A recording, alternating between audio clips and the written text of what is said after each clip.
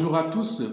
L'évangile de ce troisième dimanche du temps pascal nous parle du compagnonnage que le Christ ressuscité a eu avec deux de ses disciples qui faisaient route de Jérusalem vers un village appelé Emmaüs.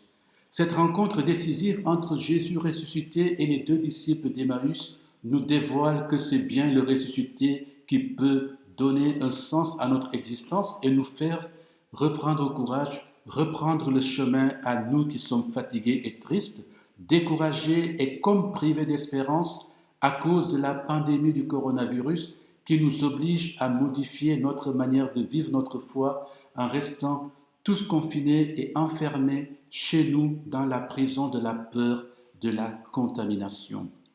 Cette expérience inédite que nous vivons, chers amis, est similaire à celle qu'ont faite Cléophas et son compagnon de route qui, le jour de Pâques, étaient en chemin de Jérusalem vers Emmaüs.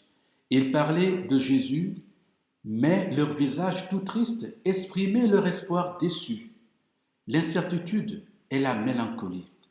Ils avaient quitté leur pays pour suivre Jésus avec ses amis et ils avaient découvert une nouvelle réalité dans laquelle le pardon et l'amour n'étaient plus seulement des paroles, mais touchaient concrètement leur existence.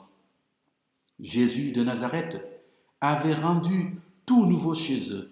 Il avait complètement transformé leur vie, mais à présent qu'il était mort, le vendredi saint, tout semblait fini.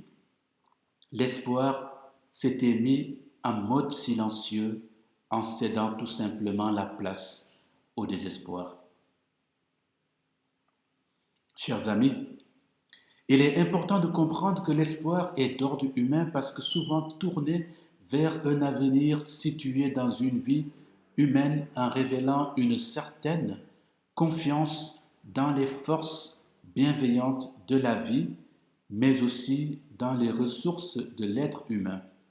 On dit souvent que l'espoir est modeste, mais même s'il est modeste, il donne une force herculéenne s'il ne succombe pas à la tentation du désespoir qui, lui, est un profond état d'abattement, de découragement, pas nécessairement définitif. Face à l'espoir déçu des deux disciples d'Emmaüs, Jésus ressuscité est venu à l'improviste marcher avec eux pour ouvrir leur esprit à l'intelligence des Écritures et raviver en eux la flamme de l'espérance, cette vertu théologale plus profonde que l'espoir et plus ancrée et constante, car non liée aux événements, contrairement à l'espoir auquel on a recours quand c'est nécessaire. Au contact du Seigneur ressuscité, l'espoir déçu s'efface devant l'espérance. Chers amis, l'épisode de la rencontre du Seigneur ressuscité avec les deux disciples d'Emmaüs qui nous est raconté par Saint Luc nous indique qu'il y a deux lieux privilégiés où nous pouvons rencontrer le Seigneur ressuscité, lui qui a la capacité de transformer radicalement notre vie. Ces deux lieux sont l'écoute de la parole de Dieu en communion d'amour avec le Christ et la fraction du pain. Deux lieux profondément unis entre eux, car la parole et l'Eucharistie sont corrélées intimement au point de ne pouvoir être comprises l'une sans l'autre. La parole de Dieu se fait chair, sacramentelle, dans l'événement eucharistique, et c'est ce que enseigne l'Église catholique.